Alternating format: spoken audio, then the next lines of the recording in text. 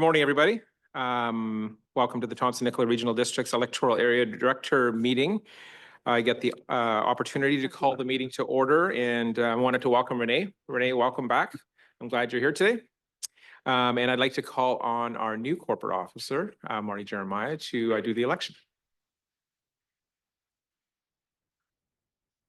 Welcome, everybody. So we will be conducting the election of chair for the Electoral Directors Committee. So as set out in the Local Government Act and the TNRD Board of Directors Procedure Bylaw, we will now carry out the election of chair for the Electoral Area Directors Committee. The successful candidate will serve in the position until fall of 2026.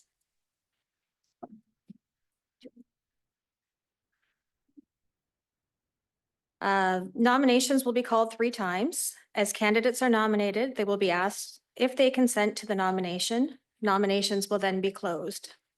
If there is only one consenting candidate, that candidate will be acclaimed as the chair.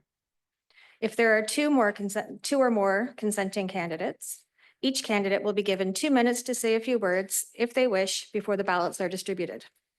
I will now call for nominations for the position of chair. Director Sal? Thank you. I nominate Director Laird. Director Laird, do you consent? Okay. Are there any more nominations? Okay, Director Laird is acclaimed chair. Thank Congratulations. you. Thank you for the support. It's much appreciated. Okay, so now we will conduct the election of vice chair. Oh. Director Laird, would you like to take your seat? I nominate Lee Ansell for vice chair. And I accept. Okay. Are there any more nominations for the position of vice chair?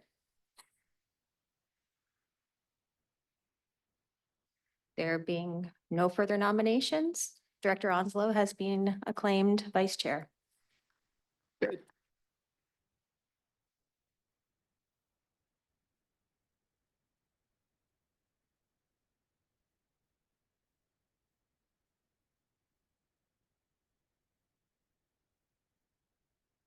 I'm having a hard time finding my agenda for some reason.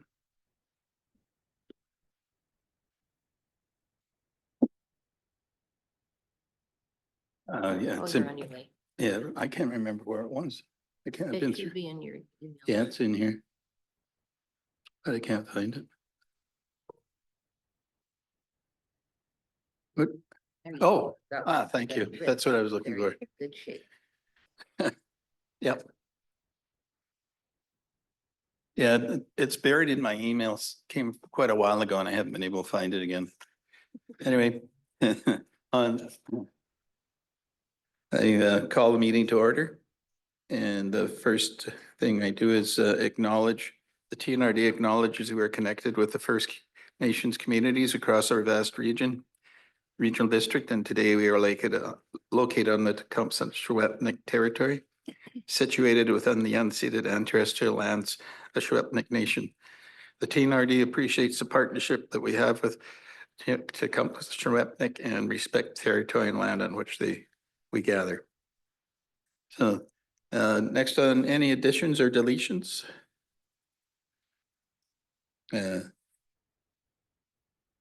Next is the minutes. We need to motion to accept the minutes.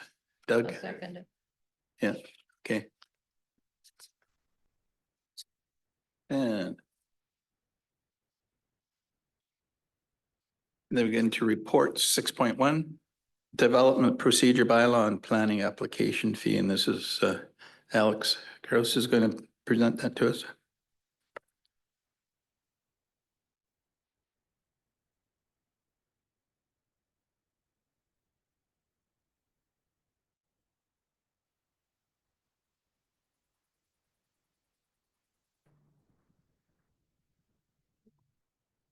Thank you, Mr. Chair, and good morning, everyone. Just waiting for the PowerPoint to come up, but maybe I'll just start talking now. I know it's a jam-packed agenda today, so I won't be too long. My presentation is fairly short. I have about 10 slides. And I'm just hoping to talk about planning application fees that specifically come out of our development procedures bylaw. So maybe I'll just start without the PowerPoint. The purpose really, I'm hoping to bring a board report forward next month to look at reviewing development permit or development application fees. But I wanted to come to the EA directors first, get your input, get your direction before I bring that report forward. So there'll be two parts to my presentation. I'm going to talk about planning applications and the fees associated with those. So when I say planning applications, I mean development variance permits, rezoning, temporary use permits, the ones you see on almost every board agenda. It does not include building permit fees. Those are separate. That's in a separate bylaw. And then the second part of my presentation at the end, I'd like to bring up the mail out radius area. I know that came up at the December meeting. There were some questions about how far we send mail outs and which residents are notified. So this might be a good opportunity to give me some feedback because it's the exact same bylaw that contains those fees as the mail out radius area. So those could be combined in one bylaw when it comes forward next month. Thanks, Justin. So really what I'm trying to do is seek your direction today. I don't have recommendations for you. I want to tell you about kind of the background, what other places are doing, and I really want your input to help inform my report to the board. So as way of background, planning application fees were last increased in 2007. So it's been 18 years. At that time, rezoning fees were increased from 1,000 to 1,500. The variance was increased from 450 to 500. And that was the first increase since 1999 at that time. In 2013, the board reviewed the bylaw again and opted to maintain the fees unchanged, except for subdivision applications. Those are applications that are referred from the Ministry of Transportation, and our staff do a review and provide comments. At that time, it was $50 for that review. So the board did increase that application fee. At the same time, fees were decreased for owners that were impacted by local states of emergency. So if your property was damaged due to fire or flood, there was a 50% discount. So that's still in the bylaw today, and I think that's entirely appropriate. Fees were decreased for development permits at that time because some of the delegated development permits could be approved by staff. So an example would be somebody gets a riparian assessment done, the report meets the requirements, staff can sign off on that, didn't have to go to the board, so they lowered the fee because it didn't require a meeting and a report to the board. The bylaw was reviewed again in 2020, and at that time, the board lowered fees for temporary use permits where there was no public hearing. So before that, all temporary use permits were $1,500. And at that time, the decision was made that if there's no public hearing, meaning there's a temporary use permit in an area where there's an official community plan, the fee would be $500. So fees were actually lowered at that time. There were some fees added for cannabis applications, which were a hot topic at that time. And for some temporary dwelling processing, there was a $250 fee was added. But overall, the structure has remained the same since at least 2007. So I'll just bring up this table. This is straight out of the bylaw. And I just highlighted a few of the kind of main applications that you see. So zoning bylaw amendment, also known as a rezoning, $1,500 is the application fee. Development variance permit, that's to change like a setback, is $500.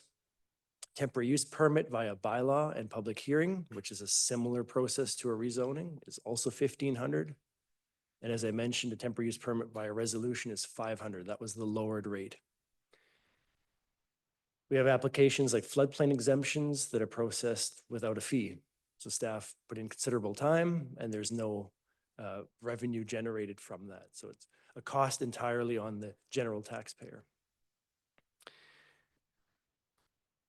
And I should say that the fees are all inclusive as well. So once you've paid the $1,500, that includes staff processing time, public notification mailouts, land title registration, often for a variance or for a temporary use permit has to get registered on land titles. So we're charged a fee from the land title office. That comes out of that $1,500. And then newspaper advertising also comes out of that $1,500. So looking last year, The average newspaper cost was $700 to $1,000 for an application. So for that $1,500, we're looking at about 700 to 1,000 taken just for the cost of advertising in the paper. So obviously the costs of, or the revenue generated isn't meeting with the cost and expenses of processing these applications. As I mentioned, we have applications that we don't even charge fees for. And typically, I should say that all local governments across BC, there's no local government that has full cost recovery on these application fees. It's always subsidized. No one wants to set the rate too high and discourage development. Local governments also look at each other's bylaws and never want to be the highest. So with that, what are other regional districts doing? What happened is in 2023, Fraser Valley Regional District was the first to kind of do a larger review of their fees. And they opted, their fees were higher to begin with, but they opted for a 25% increase. So a rezoning there for the most minor application is $2,680. Anything non-residential, so commercial or industrial, starts at $8,000 for rezoning. And anything that creates residential housing is $6,600. Official community plan amendments range from 11,000 to over 100,000. Again, I'm not advocating for that. I just want to show you what other places are starting to do because they're trying to get closer to cost recovery. Squamish-Lillooet in late 2023 and early last year followed suit, and they cited the Fraser Valley's work. They also did a 25% increase and cited the cost of inflation since the last time that they increased their fees. They started a base fee of $1,500 for rezoning, just to use that as an example, similar to ours, but then they tack on an advertising fee of $1,000, plus additional fees per unit of housing that's created, and additional fees depending on the size of the units that they're creating. I find that a bit too complicated. I don't want to advocate for that. I'm just trying, again, to give you an example of where we're going with this. Other local governments are starting to charge more. So using that example, there's a rezoning on board agenda tomorrow that'll create 3 new lots, 3 new houses. So Squamish-Lillooet would charge at least $3,500 by the time you add all the tack-ons. Other neighbors, Columbia-Shuswap Regional District, they charge between $1,500 to $2,000, so similar to us, a little bit higher at the $2,000 range. Variances go up to $1,300. Our variances are $500. North Okanagan changed theirs a few years ago. They went to $2,000 from $1,500.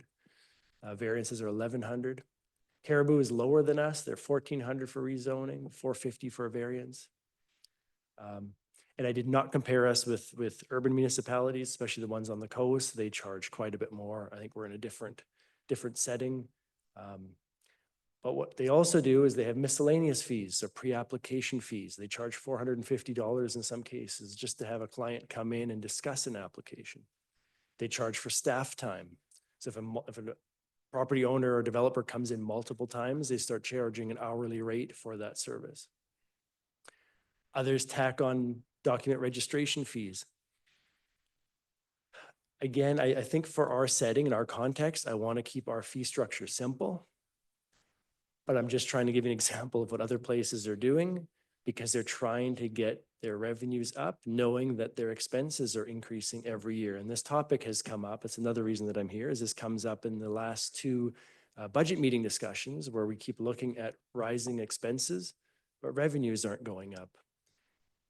And again, if we haven't changed fees since 2007, even if we get the same amount of rezoning applications every year, our costs are going up, but our revenues are not. And that's fine if that's a political decision we want to make, but I just need to point it out because every year when we do budgeting, we look at the numbers and say, how come we're not keeping up? So I've put up a few examples here of something that I was kind of thinking, and again, I'm really open to your input today, but I'm thinking we do something like we did in 2007, which is we increase the fees modestly, reflecting inflation since the time of the last change in 2007. If we do that, then for a zoning change, we'd be looking around $2,000.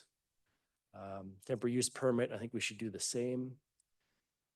The interesting part is a temporary use permit via resolution, even though we don't need a public hearing, we still have to advertise that we're not having a public hearing. So there's still that cost of at least $1,000.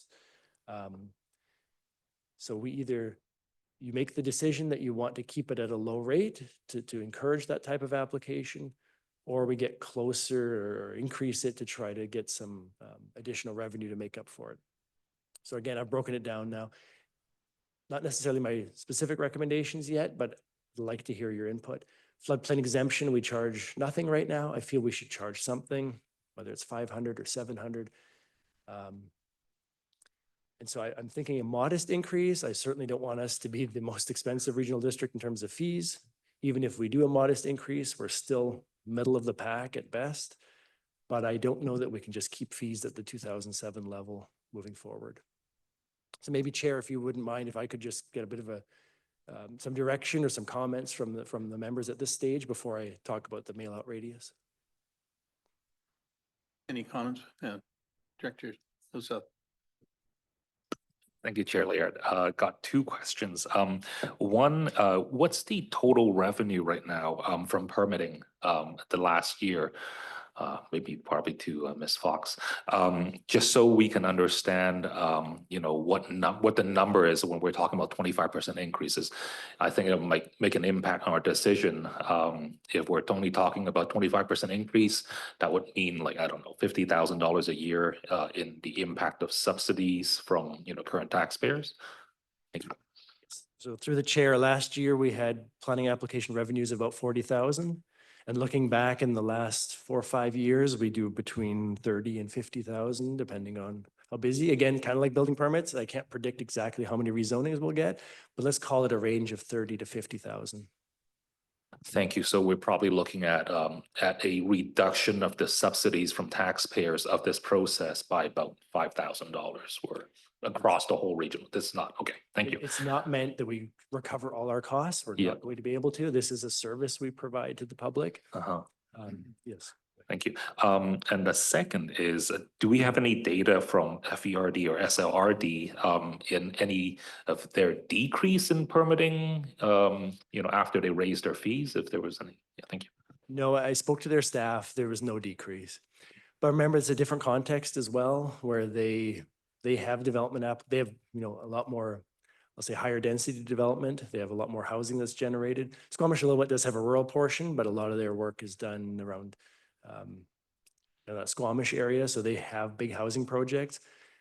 Those developers will develop there regardless of the cost. We don't deal with big developers as much. We deal with a lot of mom and pop property owners. So we have to keep that in mind as well. The intent here is not to in any way to make them pay for the full cost of everything, but it is to simply try to keep up with inflation.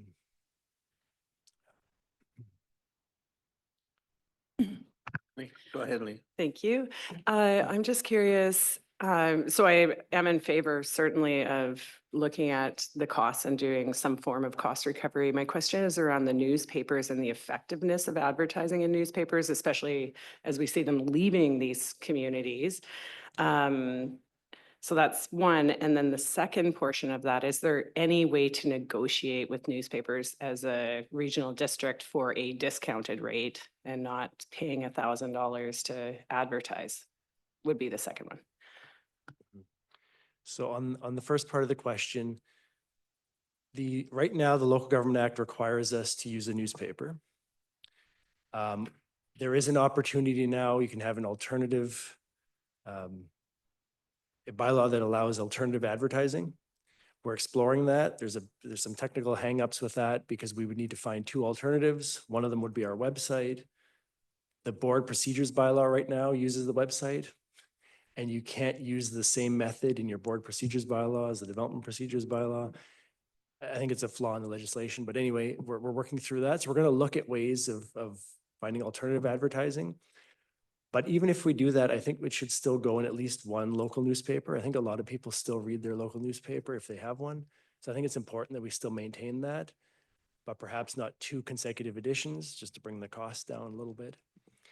Secondly, on negotiating price, I mean, we've talked to the newspapers. I think they are giving us fair value. It's just, that is the cost, and their costs have gone up over the years as well. Again, on the newspapers as well, when people are applying for their permits or variances or whatever that require the newspaper, do they understand the dollar that the TNRD is paying to the newspaper? And is that something we could make perfectly clear? Like, this is a cost recovery of this, and we're not stealing anything or taking any of your money to make money for the TNRD? Through the chair, yeah, I mean, that's a good question. A lot of owners do ask us where their application fees goes towards. So when we're asked, we definitely explain that, especially if they complain that 1,500 is too much. We explain how 1,000 of that is taken just with the newspaper head. But you're right, the general public may not know that. So maybe that's information we can help put out to help explain where the fees are going. Absolutely. Especially if there is an increase that the board approves, it would be good to communicate that this isn't, a cash grab. We can show where some of that costs are going. Director Smith and then Director Hooten. Dr. Hooten. Yeah, I kind of see this as a little bit of a user pay type situation. So if we don't make a move to try and recover some of it, basically the subsidy is shared by all the residents, correct? Correct. So the burden should be a little more on the user than all the rest of the residents, as far as I'm concerned.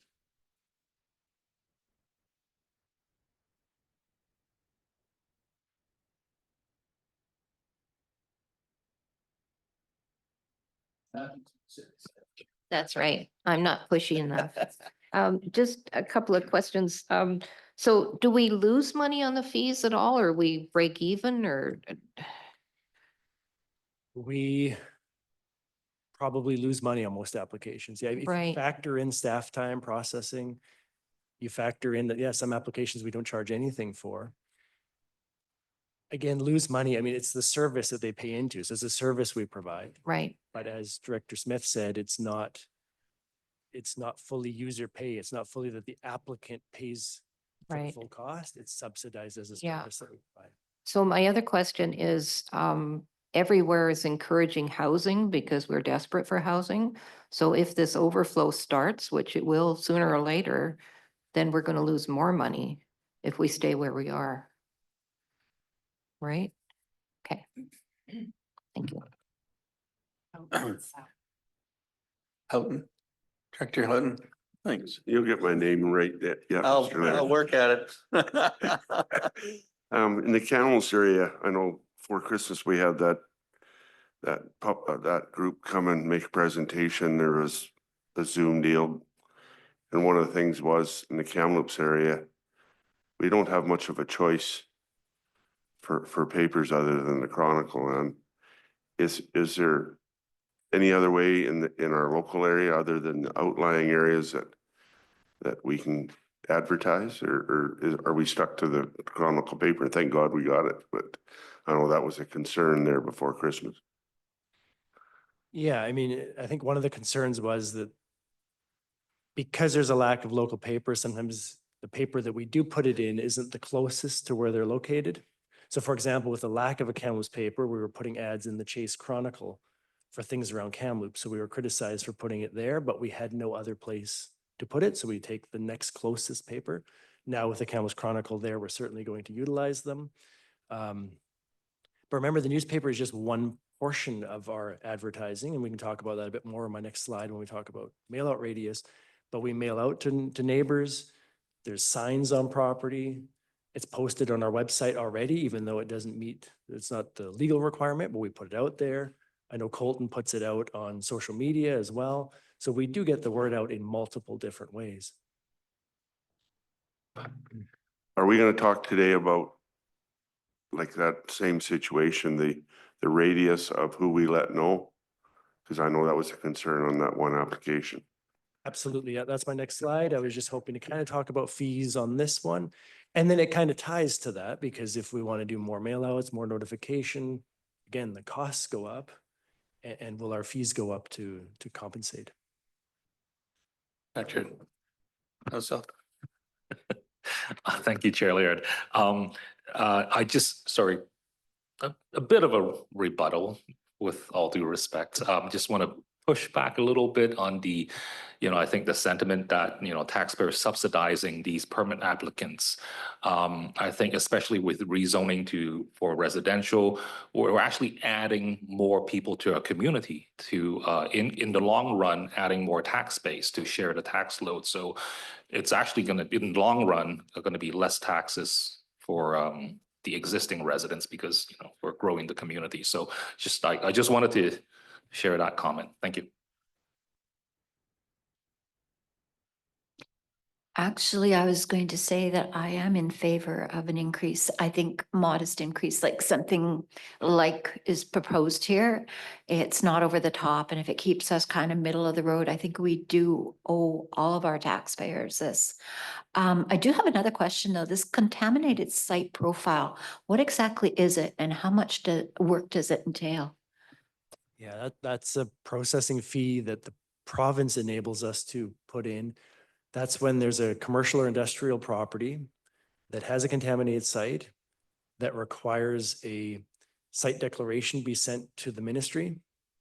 So the fee allows us to charge, or the province allows us to charge a fee for that processing. So for that $50, we basically have to put together a letter with documentation that we send to the province.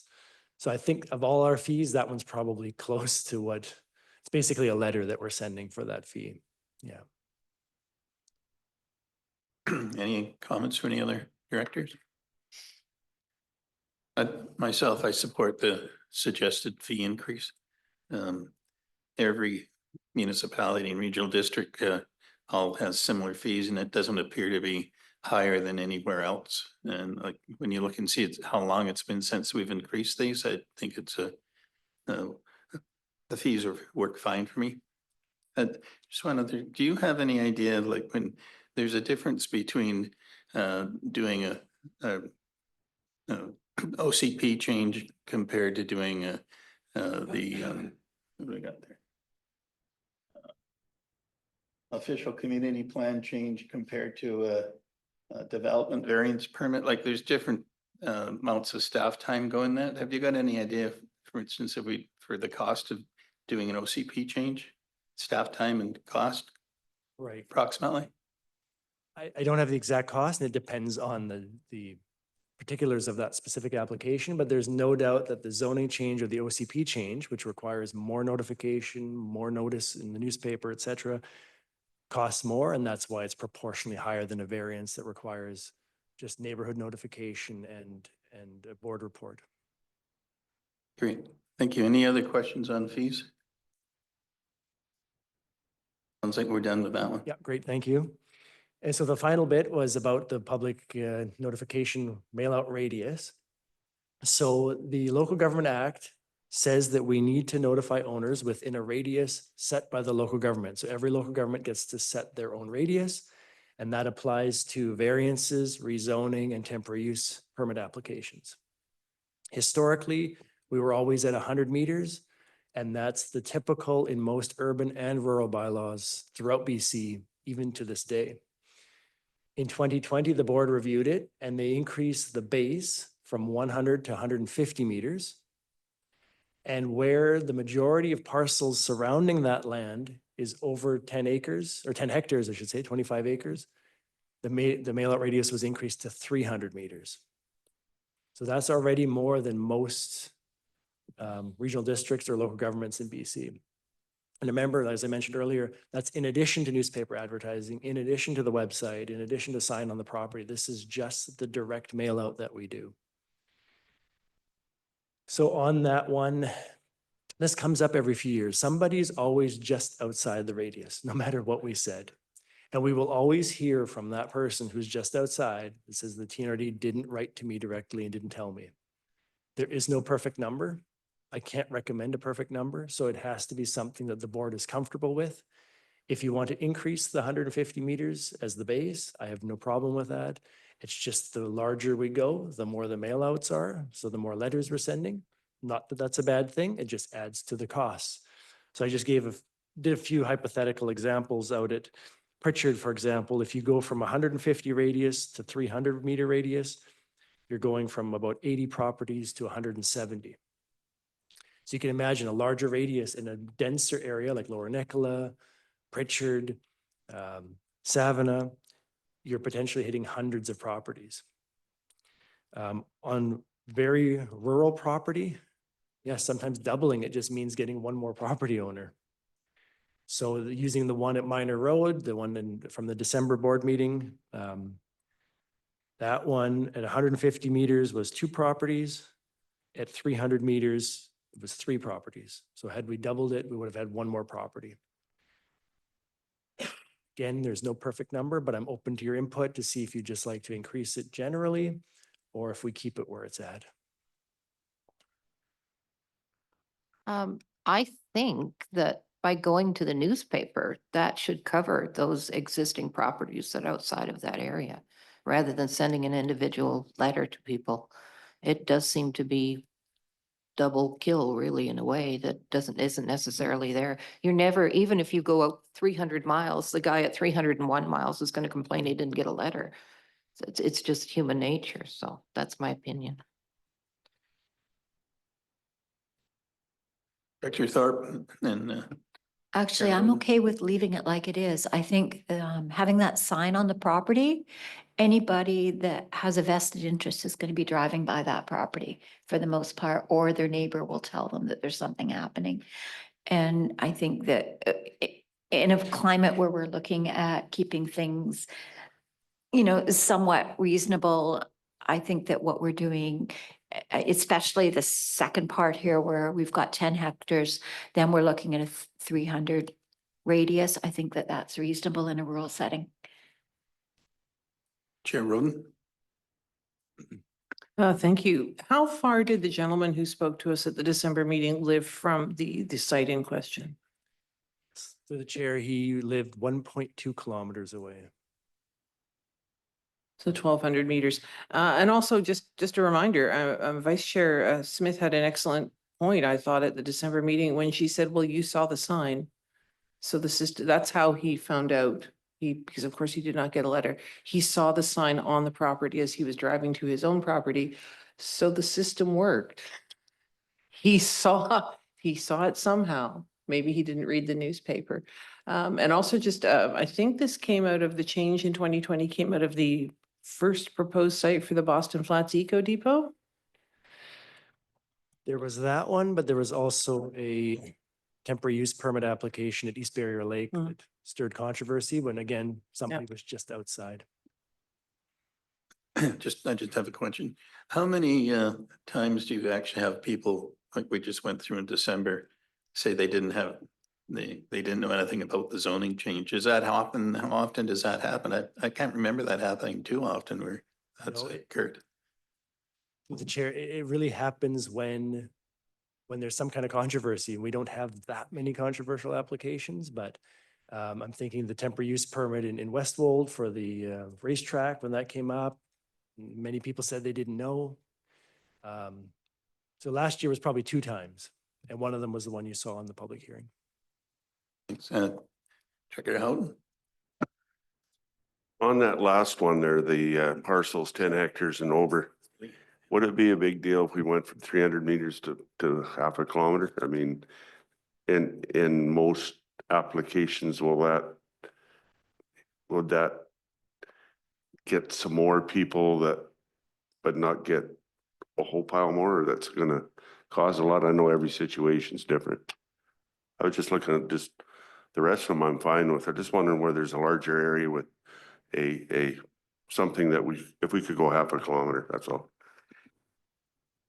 Yeah, through the chair, I mean, certainly you can set that number. I tested that hypothetically on the Minor Road. So the rezoning one, yeah. Yeah, 500 meters would have gotten 4 properties. So especially on really large rural lots, when you increase it, you're not capturing that many more lots because they're so big. So yes, if that was a recommendation, I'm not opposed to that. Adding 1 or 2 more letters. Again, it's not that staff don't want to send letters. It's just that it increases the cost every time we do it. But 300 to 500 is harmless, I think. Director Morris.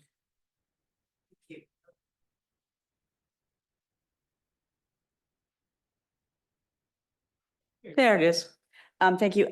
Without getting into the details of the actual distances, because will leave that to those of you who are really good at calculating all those things.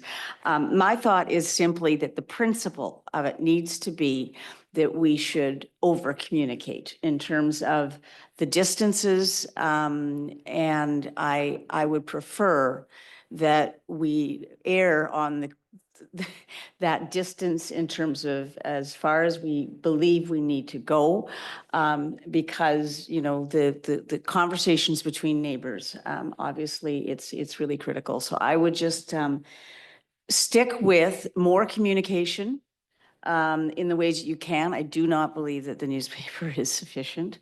So if that means more direct mails, if that's the cost that is associated with us communicating with many people who are otherwise not listening to us, doesn't matter. The onus is on us to do that. So that's my own suggestion. Renee, you had a comment? Oh, we got it. Alec, if you live on 25 acres, 10 hectares, you can't see your neighbor. Okay, so the 100 meters mail out isn't gonna affect, like in my subdivision, we've got 7 of us on 22 acres. I'm not gonna know whether the guys down the road are gonna try and subdivide. So you need, in my view, to at least increase it so that the majority in that full subdivision, everybody knows. Because what happens now is everybody doesn't know. Yeah, so on those large lots that you were just saying, that would be 300 meters. So that is our default higher number now. But I hear what you're saying, and maybe then we go to something like 500, or like Director Houghton said, maybe we just increase it there, so. Couldn't we not have a rural and like a community as far as the distance? Because when you get the applications, you know exactly the radius and how many people you're actually going to be talking to. So could we not have something that sort of reflects a rural notification compared to, say, Lower Nicola? Because we wouldn't want 500 meters in Lower Nicola. That's just about the whole of Lower Nicola, and that's, 1,000 people. Is there a way of doing that? Well, I think that's what the bylaw is trying to do already by setting the 2 tiers, by having the 150 radius for everything less than 10 hectares, and then everything above that goes to the 300. So in a way, we've kind of tried to do that. But again, there's always going to be anomalies where some of the neighboring properties are, 10 acres, 4 hectares instead of 10, still quite rural. Then it falls back to the 150. And then you have people saying, well, why didn't you go to the higher one? Why didn't you go to 300? Dr. Sal? Thank you, Chair Laird. 2 comments. Yeah, I agree with Director Morris. Like, I mean, the whole reason for the mail out is to communicate. And I think if we're gonna do it right. And secondly, I wonder if we can tag on another layer to the LGA requirements, using distances. Can we not add in a layer of 300 radius or 2 adjacent properties? I don't know if that's a possible way of measurement, regardless of distance, 2 adjacent properties, if that's a possibility. Thank you. Yeah, I think that's a possibility. So that's something we'll look into. Good idea.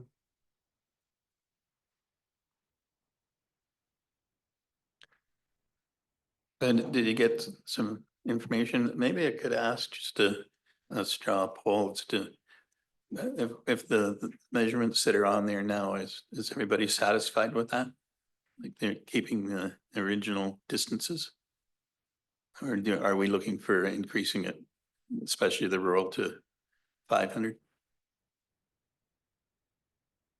The rural should be about 500 and the residential, it seems to be fine at the amount of number of meters now. And I Sorry. really did like Director Sau's suggestion as well. Good idea. Okay. No, that's great direction. We Thank you could, very we much. could probably make the sign 3 times bigger. Well, one thing I didn't note, there is a flaw in the bylaw where a temporary use permit doesn't require a sign. I'm going to be recommending that those have a sign. So that was something that was missed in the past. I think that's an easy change and should just happen. It's the same process as a rezoning, so why isn't there a sign on there? Any other questions? No. So thank you very much.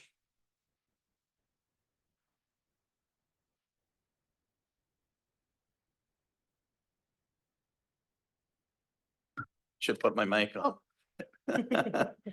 I'll get there.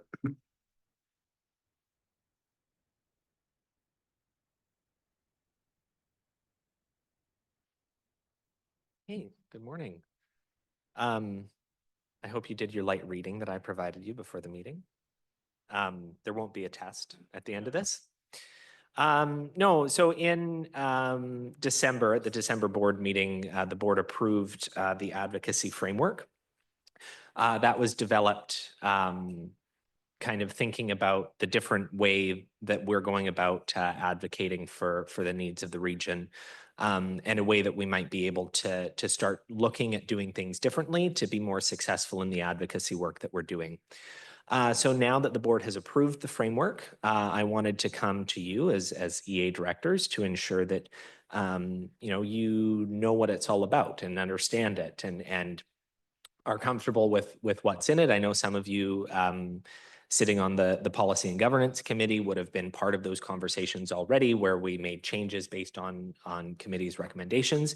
But now just really wanting to get into it with you and make sure that there's an understanding from the folks at this table. So what is the advocacy framework? So, if you were looking at it quickly, it's really meant to be high level. It's not meant to be prescriptive. It's not meant to limit directors' authority. It's meant to streamline the process in which we advocate for things and making sure that there's, some internal alignment. And the reason that we talk about that is because sometimes there might be an issue that gets brought up from a director and perhaps staff are already working on that. And so, being able to send me an email or reach out to Scott to just say, hey, this is something that I'm thinking of, or I've had residents flag this as a concern.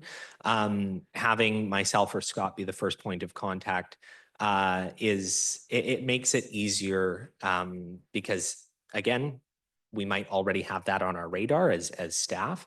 But then also the staff relationships that we have with the provincial government, it might be easier for us to just pick up the phone and phone someone and ask a question rather than having to go through all of the hoops of sending emails to ministers' offices and waiting for responses or sending letters to ministers. So, again, advocacy priorities, and we've talked a lot about this at the board and, are those kind of broad overarching topics that, span multiple electoral areas and multiple communities. And, those are the kind of big topics that we, of course, bring forward at UBCM and are now looking at advancing beyond UBCM and wanting to have those conversations more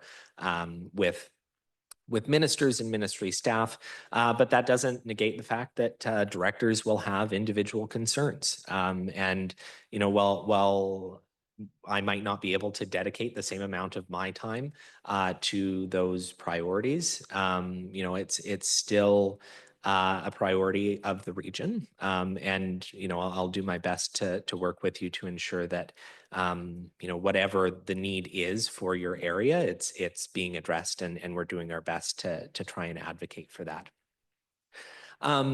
You'll notice later on in the framework as well, there are some policy implications. So there's 3 policies currently that are adopted by the board that will be updated, and those changes will be coming to the Policy and Governance Committee soon. And you'll see those changes highlighted in the policy implications section in terms of wanting to make sure that we're on the same page, that, a letter to the minister is maybe not always the best course of action. Bringing up different topics at every UBCM convention also maybe isn't the best course of action. But really, again, and I know I had mentioned this before, but the framework sets out to have internal alignment. So that's not only for staff, but also for directors, and to reduce duplication of work by staff and directors as well. And making sure that, we're all on the same page when it comes to who's reaching out to who, and who's advocating for what. So you'll see this, excuse me, in part of the framework, but just wanting to kind of walk through it a little bit. So of course, the framework is developed and meant to be implemented at the beginning of the board's term. So, we're halfway through your term. So we're kind of working backwards here. But I think to date, we've done a good job of setting key priorities and developing background and developing the ask. And so when we talk about that, we want to make sure that our asks are pointed and specific. I think sometimes that can be a challenge of local governments, is that you can identify a problem, but it's hard to identify a potential solution. But a great example of this that I'll give is with the highway safety on the Highway 5 corridor. I think having very pointed asks that have been developed by directors in conjunction with staff, and being able to take those to the minister and to ministry staff, I think is proving to be a lot more successful than just saying Highway 5 is unsafe, you need to do something about it. It's a lot easier for us to say Highway 5 is unsafe. Here are some areas that our residents and our directors think are important to improve safety on the highway. Let's work together to make sure that we can get this done. And ministry staff at transportation have been very open to that and appreciate that. And so it's really trying to do that with all of our asks, whether they're broad advocacy topics that are board endorsed, or whether they're specific advocacy topics for each individual director, wanting to make sure that there's a pointed ask, that it makes sense, that it's aligned with the TNRD's strategic plan, and that we're continuing to be collaborative partners with the province, but then also other levels of government, First Nations, non-governmental organizations. That's another thing that the advocacy framework sets out to do, is wanting to be collaborative. So that is First Nations, of course, but it's also looking at organizations like chambers of commerce, and how can we work with the business community who might have similar concerns relating to advocacy topics, and making sure that there's a collective voice where possible, because multiple voices speaking to the same concerns are going to be more powerful than just one voice at the table. So lastly here, what does this mean for you? I'm not going to tell you no. If you have a topic that you want to bring up, that's not my job. My job is to work with you to ensure that our advocacy, our region's advocacy, your advocacy as directors, is successful. And so again, come chat with myself, come chat with Scott, make sure that we aren't already working on something that you've brought forward or are planning on bringing forward. Before you want to send a letter to the minister, have a chat with us and make sure that, maybe it's as simple as picking up the phone and phoning someone in Victoria who might be able to answer the question better than having to go through the bureaucracy of sending a letter to the minister. It's all about making sure that we're being collaborative and being successful in our advocacy, and the relationships that staff at the TNRD have developed with staff provincially are going to work in your favor. And so that's what we want to make sure that we're doing. And I know many of you have collaborative relationships with folks from the province already, and that's great. But it's helpful for me to know if you're going to chat with someone. Because I don't want to be caught off guard, and I don't want you to be caught off guard. And that's why I provide updates to the board regularly to make sure that you're in the loop about what I'm doing when it comes to advocacy. So yeah, we want advocacy to be as successful as possible. And I think we're starting to see the dial move on things when it comes to our efforts to date and the way that we're changing how we think about advocating to the province. We haven't gotten any of our priorities over the finish line just yet. But we're hopeful going into 2025 now that we might be able to move one or two across the finish line and have success stories to show for that. So with that, I'm happy to take questions, Chair, if there are any questions from directors. But yeah, just wanting to make sure that you're in the know about what this advocacy framework is now that it's been approved by the board. Any questions from the directors on the advocacy report? Well, I guess you've done a good job. No questions. Okay. One thing that one thing that I've noticed as far as being successful is if you can, there are certain times when you talk directly to a minister where they're interested in, directly interested, you have something that'll really improve your community and they're already on board with the direction. Like we worked really hard for all our local utilities. And that's one thing that hopefully with the new minister that they will listen for that problem. So I guess what I'm saying is we should be very look and see what we're asking for. And if we don't think that we're going to get anywhere, when you look at what we've been asking for the last 3 trips down, some of them we don't appear to be making any leeway or headway on it, I should say. Maybe we need to think about how we're presenting it. Maybe it's something where we need to add some more information to see if we can get more weight and discussion going with the minister. And I think it's really good that we actually talk to the staff. The staff is always going to be there, but the minister changes all the time.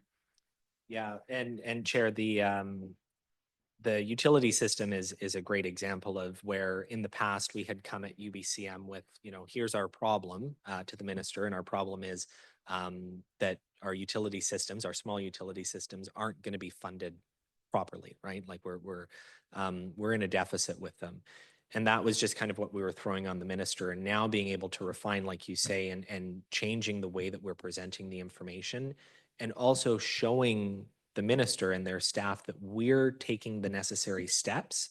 And now it's time for them to meet us in the middle, right? With utility systems, we raised fees to the maximum that we could for users. And now it's time for the province to step in and do something. And again, it's part of being collaborative and having that involvement of different voices at the table, I think is important, whether that's First Nations or chambers of commerce. And a lot of the times, our asks are going to be very similar to those of First Nations communities. Again, to use the Highway 5 example, SIMC drives Highway 5 just the same as any other TNRD resident does. And so, being able to have them also advocating for something that is important to the region is really helping moving the dial on certain files. So thank you. Any other questions?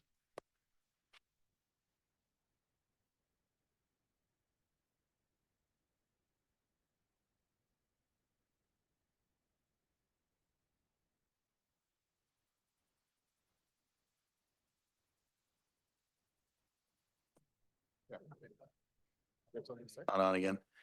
Maybe you could push it when I start talking. I'm gonna just. Yeah, and I think the CFO's it's coming. Oh, No, I oh no, didn't. you're still talking. Okay, sorry. All right, sorry. CFO Fox is gonna give us our presentation, I think. Thank you, Chair, through to the board, the committee. So it feels like it's been a while since we had this conversation. So just a short recap, when I did the provisional budget presentation in December, the board supported the EA committee to have a conversation in regards to exploring some of the reserves that are attached to EA services, and if there was an opportunity to utilize some of those funds towards offsetting further taxation. So typically what happens after the provisional budget presentation, we go through year end. We have the audit, which we're going through year end right now. So we're making sure that all our financials are dialing in and coming in as projected.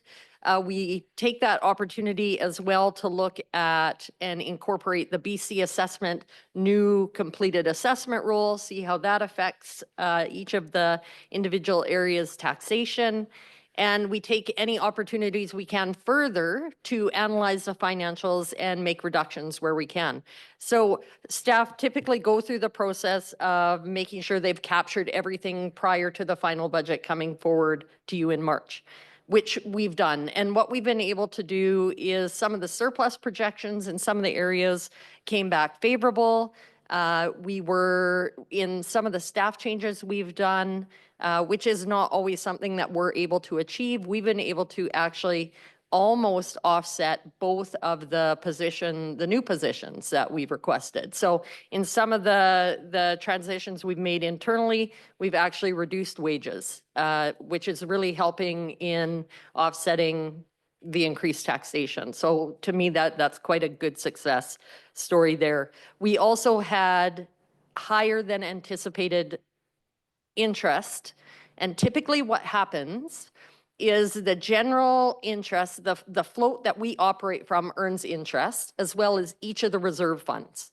So when interest comes in, we actually have to take that interest and allocate it out to the reserves that earn that interest. That's the process that we do each year. In development services case, Alex came and said, we're going to be challenged in some of our revenues and ask permission from the board to use and keep the interest reserve or the interest earned for development services within that service. And we've done that. One of the other things that we're going to present and we're suggesting to the board for final budget presentation is we do the same in solid waste. One of the things we're challenged with is our projections came in higher in solid waste. So it was compounding the problem because we weren't bringing in even as much revenue and we were spending more than we projected, but not over budget. But what that means is the surplus we projected was less and the taxation needed to be more. So one of the suggestions we're making is that the interest that was earned in solid waste, rather than transferring that to the reserve, which is a healthy reserve, let's keep that interest revenue as we did in development services, because they were both challenged with revenue issues this year, which is offsetting the projection that was under, and it was also adding a little bit more of a benefit. So we've been able to reduce the taxation required in solid waste, which is a benefit to all of the EA and all the municipalities except for the city of Kamloops. The wages that were saved were mainly in development services, which is also a benefit to all of the EAs. So in those reductions, we were actually able to go from the percentage that we brought, that was 7.6. Yeah. And we're actually under 6% right now.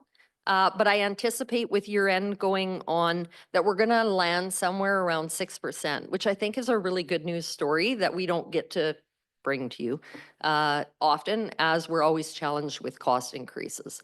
So wanted to start our conversation out with that. We will also give that information to the board, and part of the reason we wanted to share the report of the reserves with you ahead of time.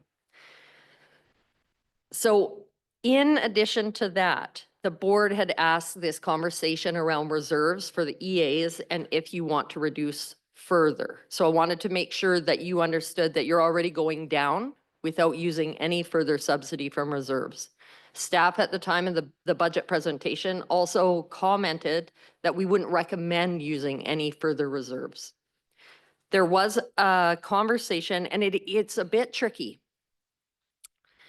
So I brought a reserve policy to the board that gave parameters, and I'll get into that conversation about what makes a capital reserve and operating reserve a little further in the agenda.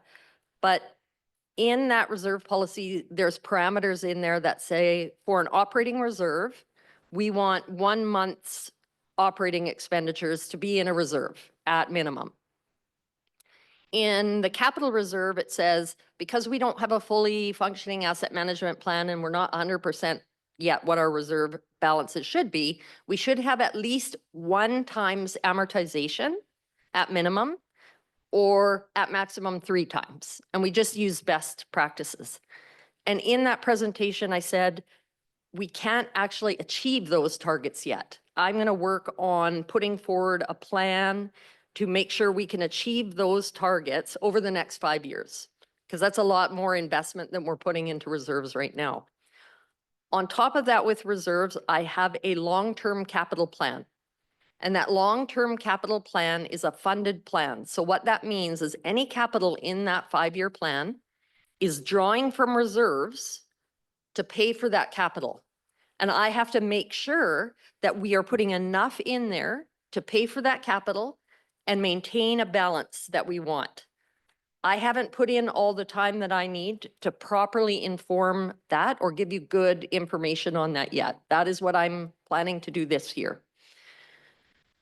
Without that, I have a lot of reserves that I've inherited that I've been spending the last 2.5 years trying to understand how they came to be, what the balances are, if they're operating reserves, what they were anticipated for, and trying to inform you guys along the way. When the question came up at the meeting about the reserves and a question was asked about the Community Assistance Reserve Fund, about a year previous, we had rescinded a policy around community assistance reserve because the province said the way that was being collected was not meeting the legislation and they did no longer want to see that in existence.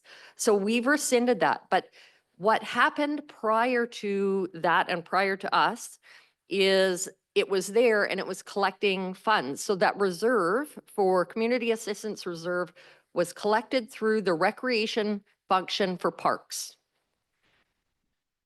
The reason we did not tap into that reserve, because each of the areas, and I've provided that in the report, each of the areas have a different balance sitting in there. That was created. The only one, there was only one, and I think it was area J. One of them was drawn into once over that whole time. Okay, there you go. I have a lot of information in my head right now. So thank you. Those balances have stayed the same, and every year the interest has been allocated. So they've been growing just slightly every year. The total of all of the area's community assistance reserve is $989,000 as of the beginning of 2025 with the interest allocation. And you would have saw the various amounts that were allocated there. When that was requested of me to go through the reserves, that was the only area I could see that wasn't attached to an existing service that had potential for the EAs to utilize. So my presentation really today, other than if the directors after this ask me questions about other specific reserves, because no one reached out to me, so I didn't really know, and there's 100 reserves. So I was not really sure if there were other reserves that the board wanted to tap into, but all the reserves are tied to services, which makes it more complicated. They were collected for certain funds. The only thing I would say with the Community Assistance Reserve is that we are looking into a regional park strategy. And in that regional park strategy, if the board wants funding to address anything in their area, this is a fund that was collected to allocate towards parks, and it could fit within that type of a spend because that's what it was meant for.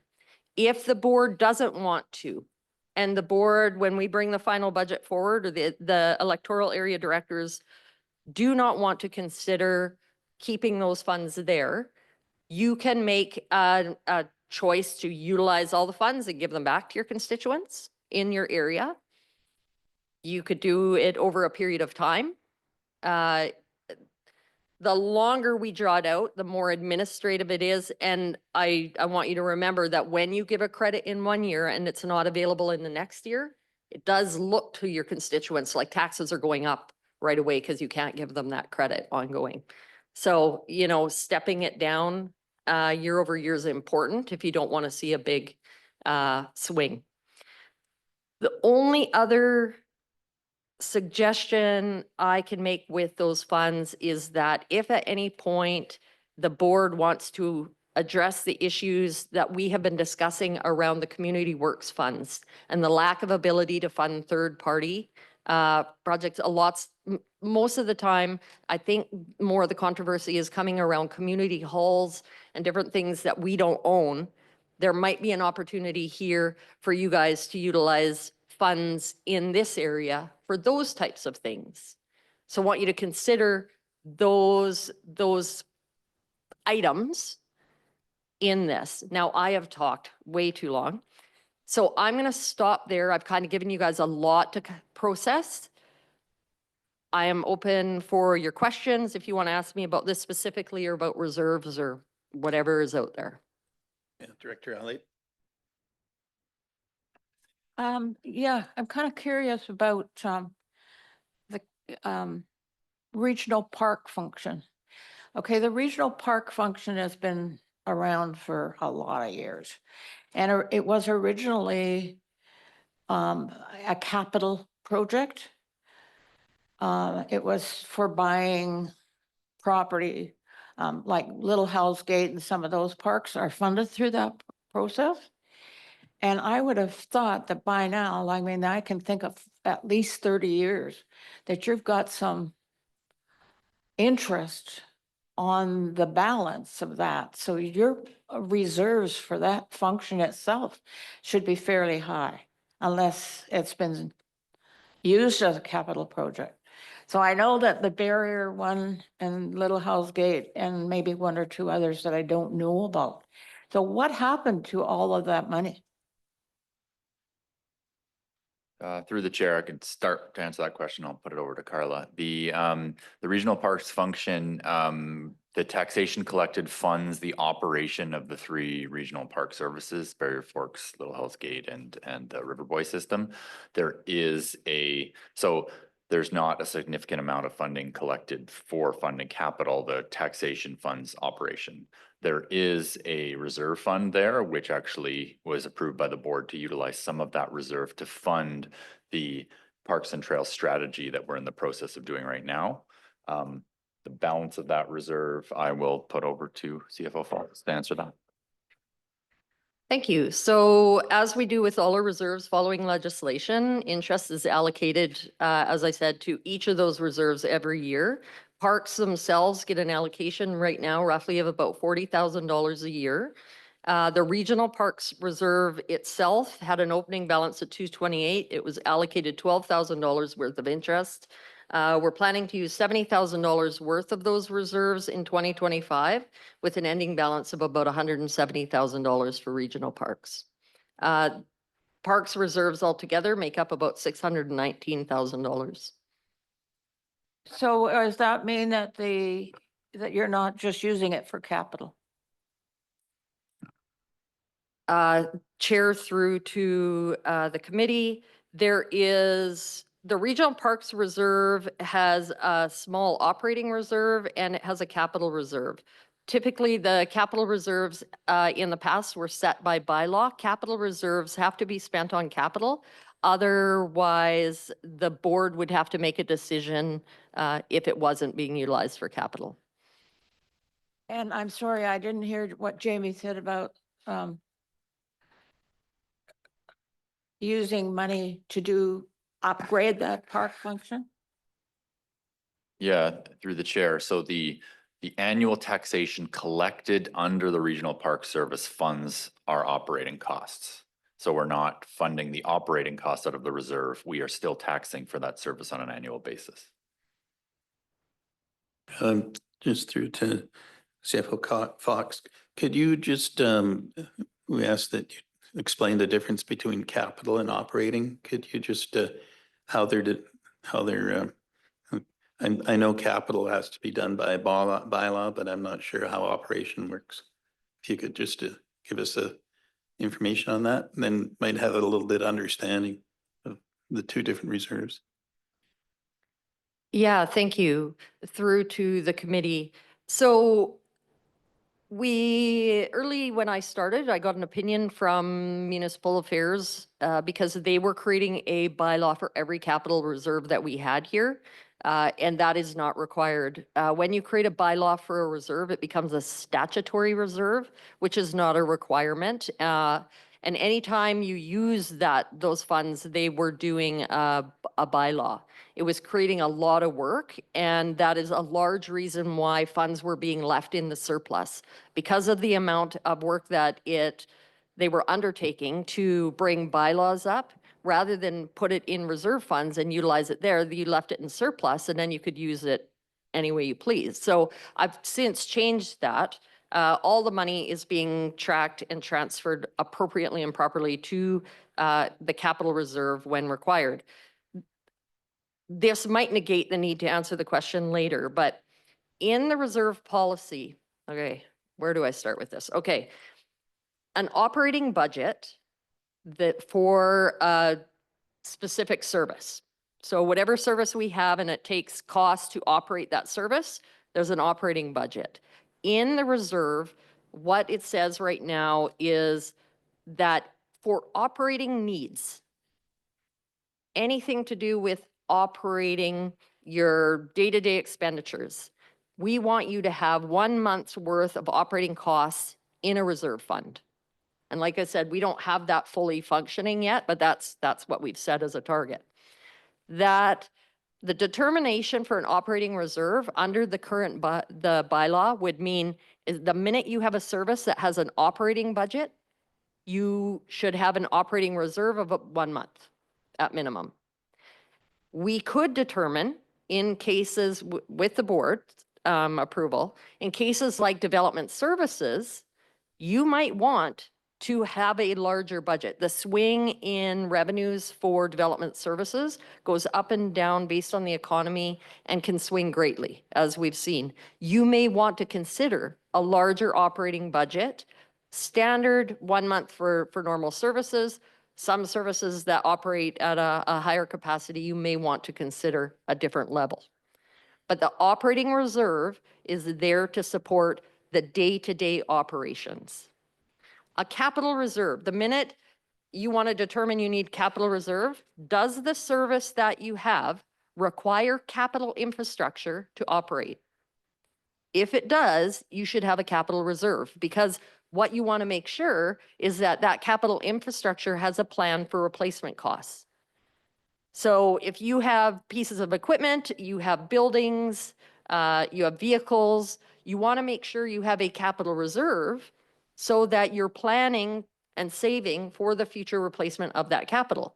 Right now, what we're saying is, if you bought a vehicle for $100,000 and its 1 year amortization was $10,000, you should at least put $10,000 away a year, because you're losing $10,000 worth of value on that asset. That's at minimum. And you can all recognize that in 10 years, that vehicle is probably going to cost more.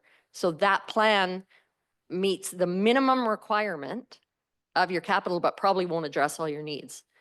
There might be some instances where you don't want to pay 100%, like water utility. And maybe 50% of that's going to be paid by a grant. So then you would say, okay, in 10 years, what would be 50% of that water treatment plant's cost?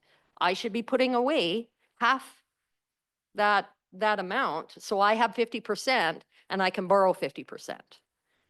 So there's certain strategies behind what you're doing. And typically on a smaller scale, we would set those policies with you about those maximum and minimums. And we'll work on that over the asset management planning to get more into the details of setting that.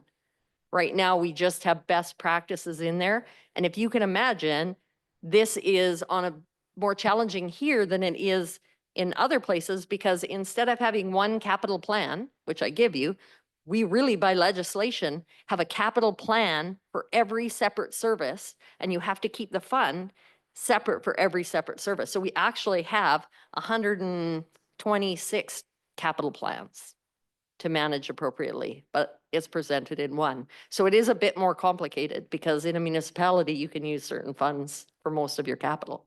It's not as separated out. Does it make sense what would be in an operating reserve or what would be in capital? And there's quite a bit of detail in the reserve policy that explains operating and capital as well. Any questions on that? Everybody on the different between the two reserve funds? I just have a quick. Yeah, go ahead. Thank you for that, Carla. You've explained that perfectly for me to understand. And just a comment, I wish that my high school students were here in this room to hear that. Invite me in. I Yeah, like to thank you talk. very much. And Director Elliott? Can you tell me if it's a requirement to, when you're doing a budget and you have a service that you've got X number of dollars in that service, is it a requirement to add to that service some money for reserves?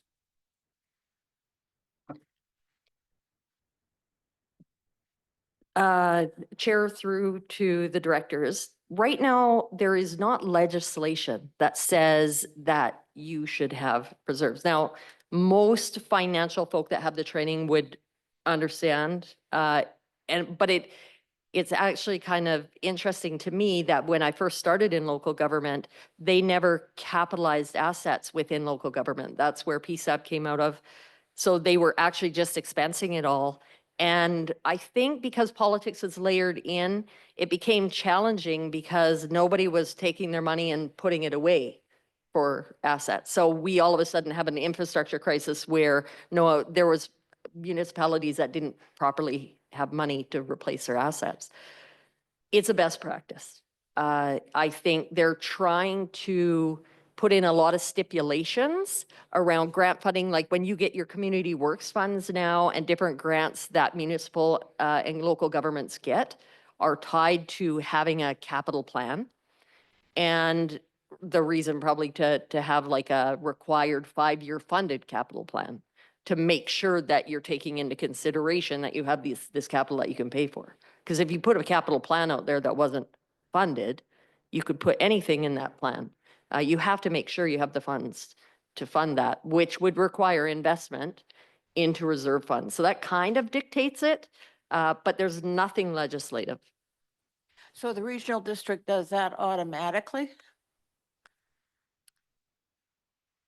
Through to the committee, we here at the TNRD are getting better at doing that thoughtfully and bringing that information in a way to the board that they can consider that without having to really get into the weeds, but understand enough of what we're doing. So we are doing it and taking it into consideration. Would I say it is a perfect plan? It's not near perfect. We're making headway like we have with utilities and trying to kind of get it one at a time. And we have an asset manager coming on that's really going to help. If we can have an asset management system, that would really help to better inform our decisions around assets and investing. Okay, and if I may, Mr. Chairman, I know a lot of things about utilities, but there is also, from my perspective, the fact that there's many little small communities within the regional district that wouldn't even be able to provide you with a financial plan for 5 years. Certainly not a capital plan. And so some of the reserves and the things that are looked at from your budgeting process doesn't help the little communities. And so I think that, and I know Mike talks about lowering the taxation rate, but if we're not able to fund without reserves in the small communities with no capital funding, then we are adding to the taxpayer the amount the taxpayer is paying for basically nothing. If I can put, I know it's not really nothing, but I can't think of another word.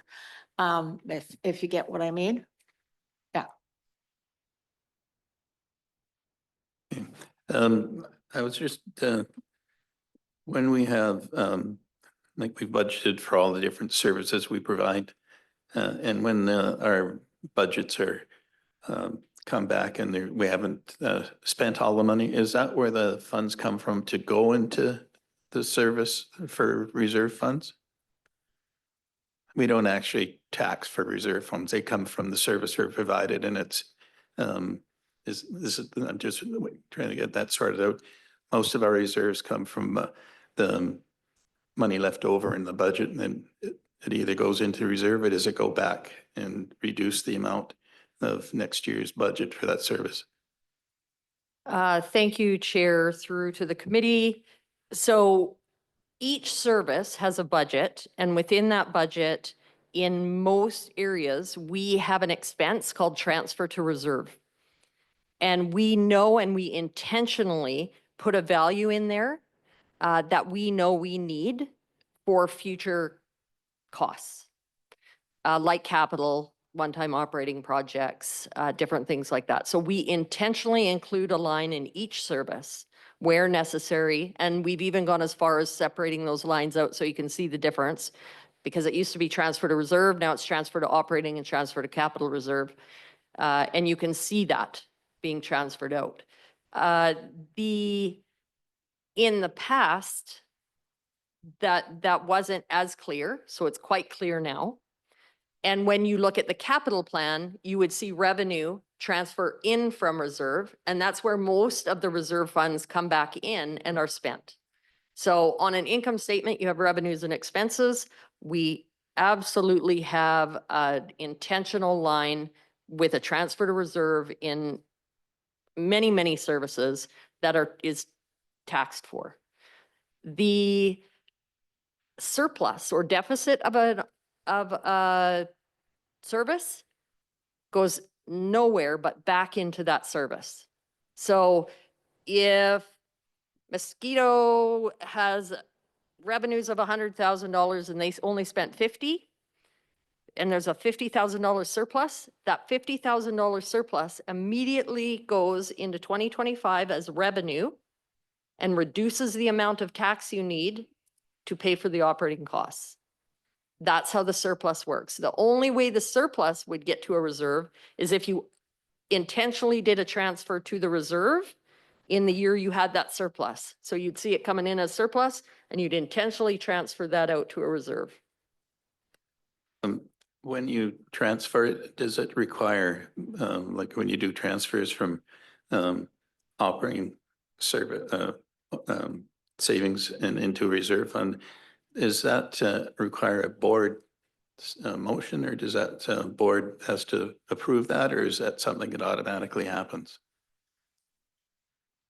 So Chair, through to the committee, in the regional district, it becomes very complex. So the board always approves the budget.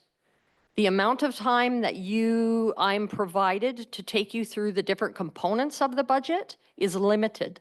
So I try and give you as much as the information. I actually give you all of the information that you can look at and see. We don't specifically go and look at an entire reserve schedule and go through it line by line and see that. If you were interested, let's say that solid waste has a large amount of capital, you can pretty much predict that there's going to be a transfer to that reserve because you need to pay for your capital.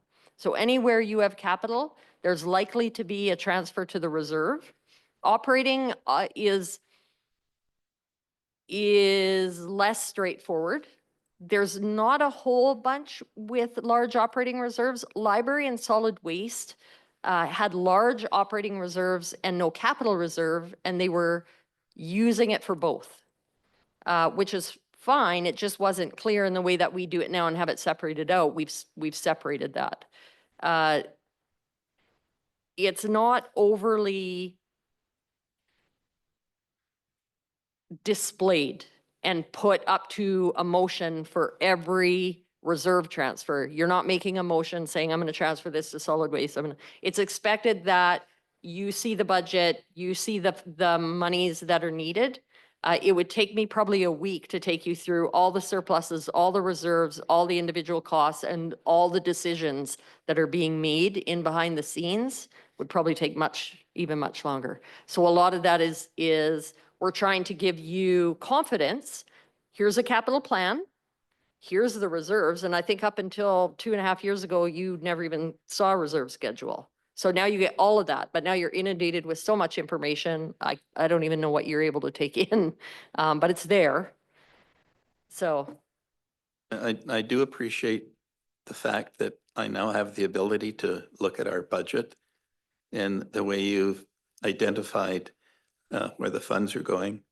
I've been here for quite a while, and some of the older directors have never had the opportunity to see in depth, especially our operating and capital.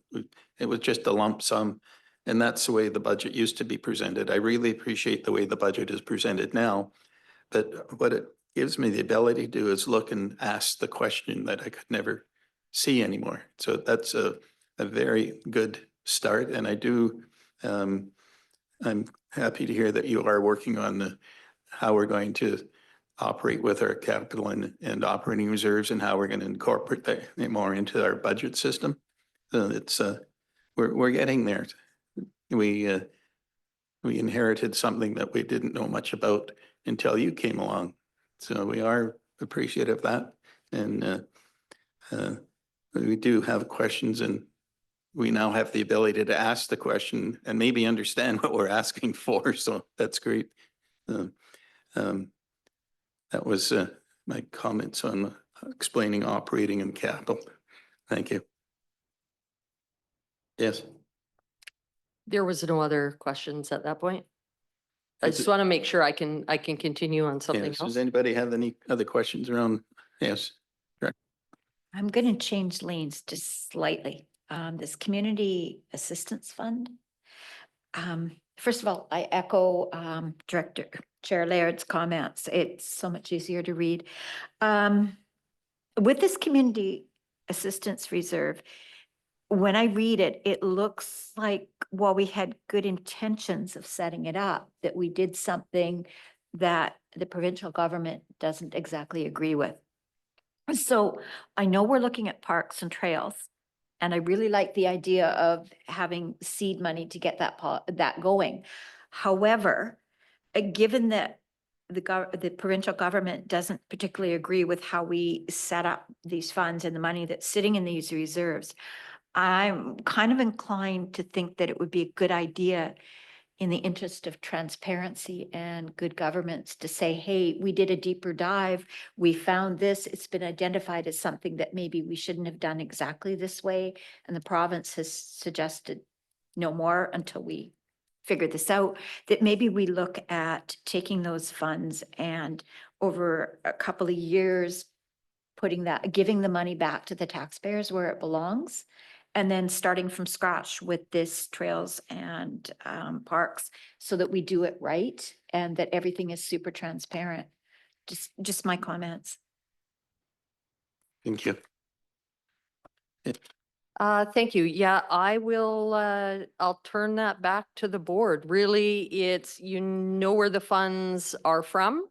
They were collected through the Recreation Service Establishment.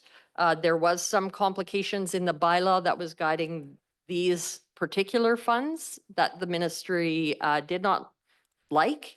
That is stopped. The funds are there. The board can decide and give us direction on what you'd like to see.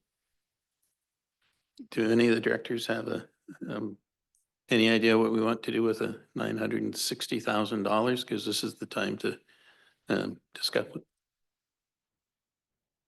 it. Council. Thank you. My opinion is similar to Director Thorpe's opinion, even though I know in Area B, we have a lot of things that we would like to see happen. But unless I'm wrong on this, I think the money was collected and has been sitting there without a true purpose for quite a while. And I think that it came from a past taxpayer that, so yeah, I'm thinking it came from the past taxpayer. And if we do want to proceed with the projects that we want in our specific areas, we may need to evaluate that with the taxpayers of today and to make that decision, like, and give the relief from this fund that we didn't have an intention or a purpose until this was found, give the relief over the next couple of years. And if it does come down to, hey, this is going to cost $50,000 in this area for this specific project, is that something the residents of today want to move forward with? So that's my opinion on the fund. I love that it's making interest and I love that we are going to have projects in the future, but I also, this is how I feel, is that we should give it back. Any other directors have comments on Director Smith? I believe when we were talking earlier, at the last meeting where some of, Director Rainey's comments and numbers were put out, we were looking at around, he was looking at around $450,000, but was required to bring the number down to the acceptable level. And that was before, CFO Fox gave us the information this morning about finding other areas, right? So we've already lowered it a bit from where we were talking at the last meeting. So the 450 is probably not an accurate number anymore. So we got $960,000 here. I don't see why we couldn't take it over a 3-year period and do 300,000 a year, which would probably get us to closer to the number that we're looking for. Yeah, I agree with the two directors. It was money that was collected for a service that we couldn't provide. And the money is basically, the municipal affairs says that it needs to go back. Yeah, just a minute, I'd like to finish. I know, to me, that makes sense because we collected from our taxpayers and for something that was, we didn't know was, until municipal affairs pointed out that was something we shouldn't be collecting money for. So it should go back to the taxpayers. Because we don't have, we can't spend the money because it was basically gathered under that, whatever the bylaw was, what was the Community Improvement Fund. And I don't think myself, I couldn't support having it going anywhere other than back to the taxpayers because we didn't, we don't have projects that it can, that I feel that have been approved or looked at by our communities. It's really hard. That was one of the things that they said about in the report from municipal affairs is it wasn't a universal collection for taxes. It was, if you spend it in the communities, it was meant to be a universal spending where the whole regional district benefited from the expenditures. And it doesn't work collecting it and spending it in your areas. And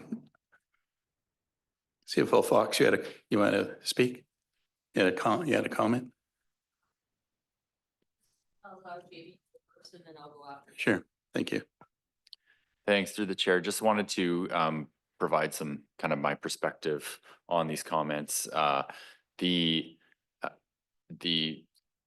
purpose of, or the original intent of collecting it was to fund other area specific project, as you mentioned, and that's where the issue was, that it was collected with the intent of being specific benefit of specific areas, not the entire electoral area. So that is the reason that we're proposing if this was not being used and given back to the taxpayer, then the appropriate use for it could be to fund regional or electoral area parks that are for the broader benefit. Again, we're putting it back to this committee for discussion recommendation, but that would be an appropriate use, whereas the issues that were being raised by the province were that, for example, funding a water system out of this fund would be an inappropriate use. And that was our understanding, was that was part of the original intent of this and why that policy was removed. Just a comment on that. When you look at the amount of money that is in our reserve for the Community Improvement Fund, everybody's is different. Mine's 140,000. I think Director Smith's is yours. Who had the 180,000? There's 100, yeah. So it's not consistent. Like each, and then when you look at Director Grenier's, his is only $30,000. So it's not, it hasn't been collected consistently from what I can see, unless it was done on a per capita basis. And if that case was, obviously, Director Grenier should have a substantially more than $30,000 reserve on that one. So it's not an overall regional. It's each AA director's community has been taxed that amount of money. And it's according to the municipal affairs, it was an inappropriate collection. And I feel that that's the amount of money that needs to go back. And it is a savings. And I agree with Director Smith that it should be over 3 years. And that way it's not you're not going to just not going to increase taxes, but that it does assist. And I think we all are quite aware. The biggest thing we hear now is people are having a hard time buying food. The request for the food bank is way up.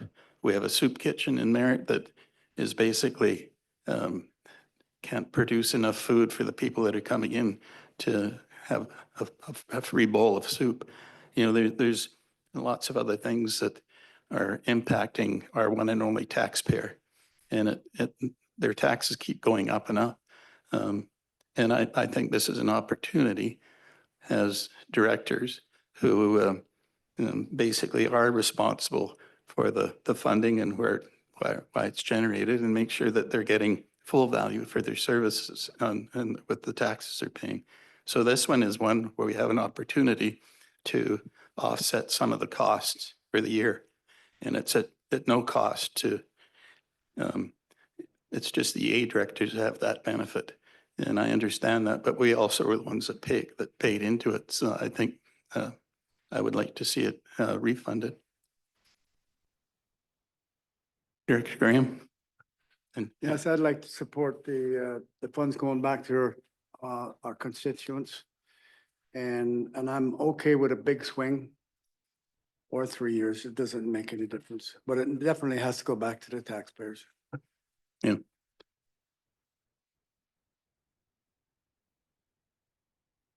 Director Thorpe? Okay, I'd like to make a motion. I'm assuming the motion probably has to go to the board.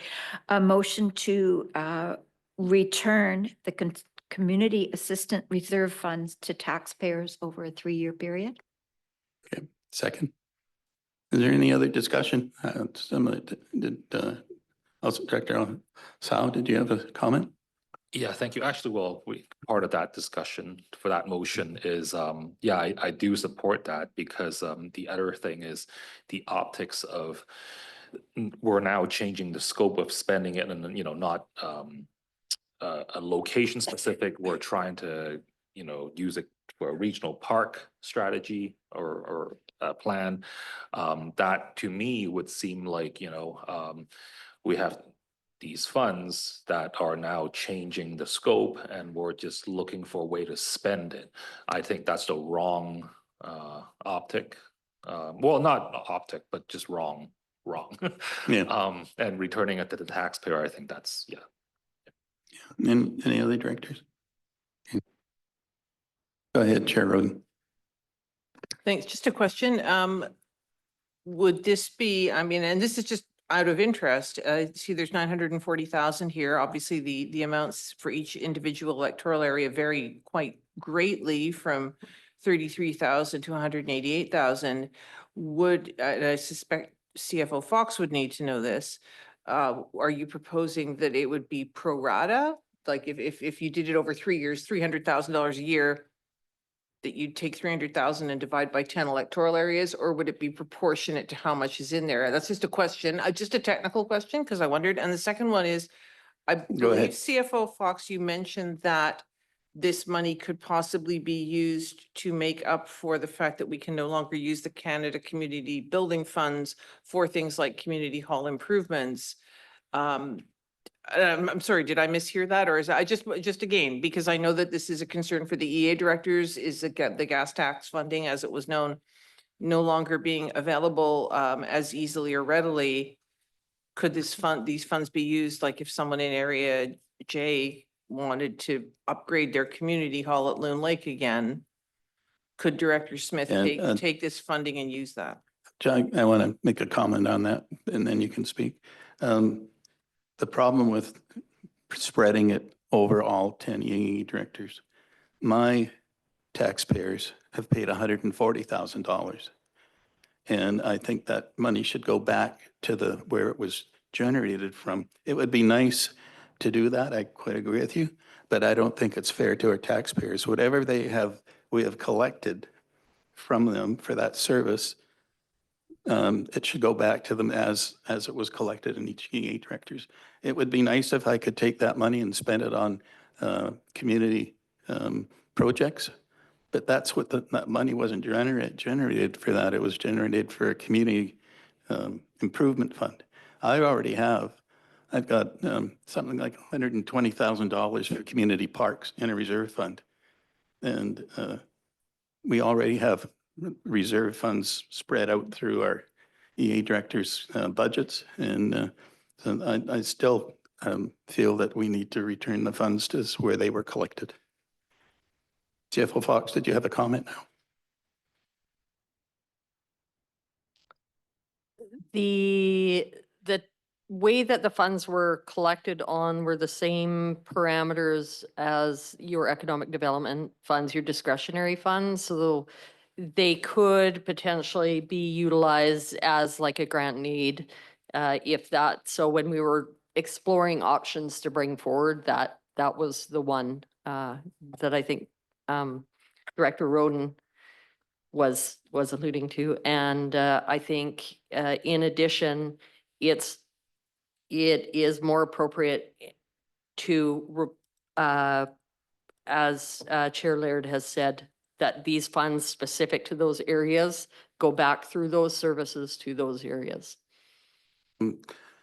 One thing that we have as EA directors, municipal governments in the city, they have the opportunity to go through their budgets and make decisions on how they're increasing their taxes. And they have the same, this is our opportunity as EA directors to look at our budgets from our communities and see where we can decrease the amount of money that we're collecting, or make sure that the services that we're providing are affordable and they're basically providing the service that we're collecting the taxes for. And this is an opportunity for us to return funds that should not have been, obviously the budget, that the bylaw was not worded properly. And the funds, I still firmly believe these funds need to go back to our taxpayers. So. Director Hansel. I just have one comment, and that is that although we can no longer use what was formerly called the gas tax to help our third-party community organizations, I definitely can't see that it is the responsibility of this board to decide to take money to help with this new policy. That is something that UBCM and the government needs to work to find a solution, and it's not our responsibility to offset that this year. So that's my opinion. And I think by the sounds of it, the majority of this board is more than wanting to return that money. Any other discussion on the motion? We got a seconder? Yeah, we did have a seconder. Any other discussion on the motion to return to Smith? Just for clarification, then if it's the 30% over 3 years, it's going to be 30% of each area's. It has to go, yeah, it has to come from each, where the funds were generated from. And I think 3 years is a good spread because you're not going to actually impact, it's going to decrease slightly. It's not going to impact, and after 3 years, everything changes in 3 years. The tax pays are still there and we're still collecting funds for services. So this is our opportunity to help give back funds that we basically have been collecting. Call the question on the motion. All in favor? Opposed? Motion's carried. Thank you.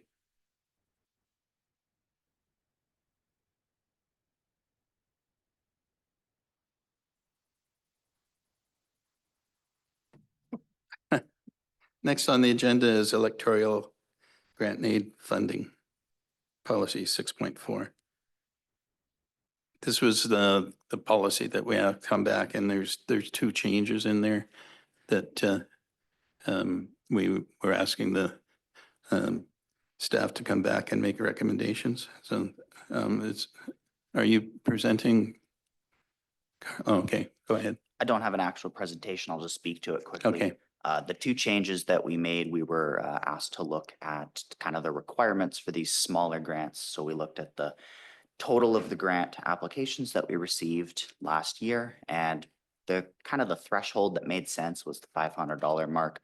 There aren't a ton of applications between 500 and 1,000, so we went with $500.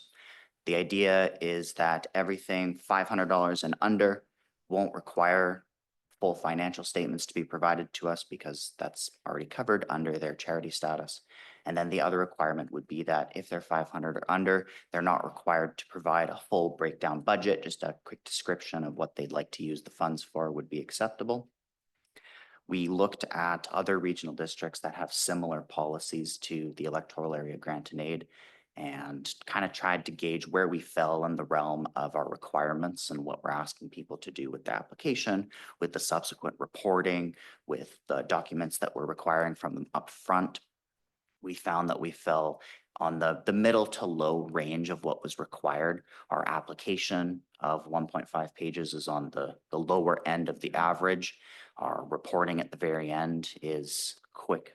It's very easy. We haven't had any complaints about it. Some regional districts actually require full listing of invoices and copies for all the expenditures.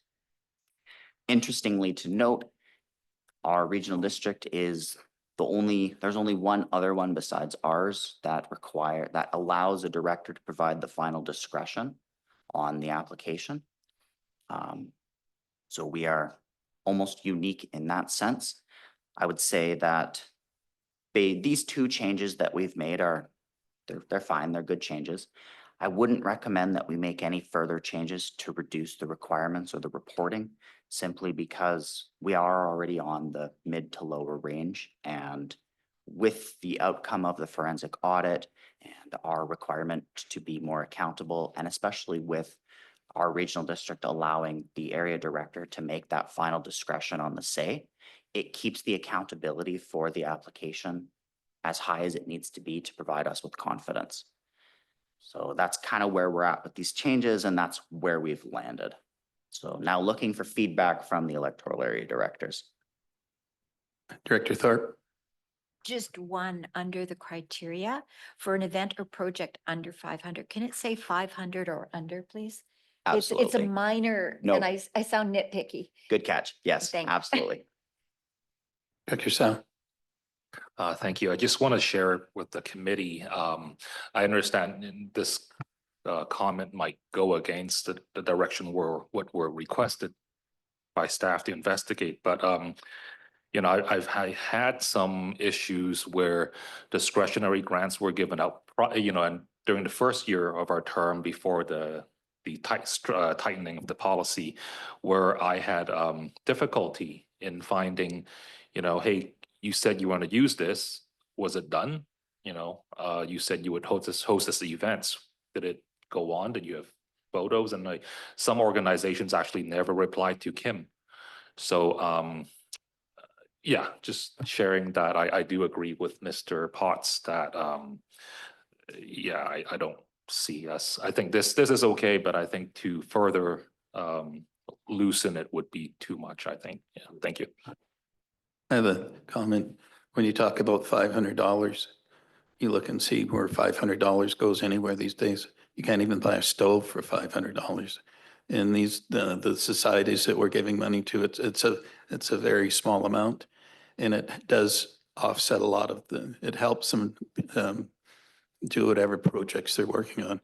And it usually doesn't even come close to funding any of the projects that they're working on. We just assist and make things easier for them. So I do appreciate the change. It's going to make it a lot easier for societies, especially some of the smaller ones when it comes to financial. And I appreciate that. Thank you. Any other discussion?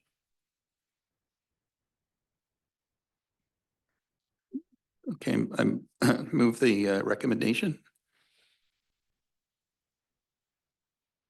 All in favor? Motion's carried. Thank you.